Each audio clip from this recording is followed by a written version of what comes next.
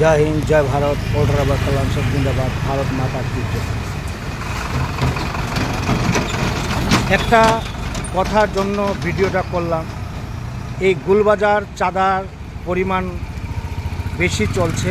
চাঁদা না দিলে গাড়িদেরকে বের হতে দেবে না। আবার রেট লাগিয়েছে 500 টাকা বড় গাড়ি, ছোট গাড়ি 300 টাকা। আর লোটাস ক্লাব আজকে 2-3 দিন আগে চাঁদা নেওয়া হয়েছিল। ওরা বলল যে 300 টাকা চাঁদা দিতে হবে, যদি চাঁদা না দেয় গাড়ি যেতে পারবে না।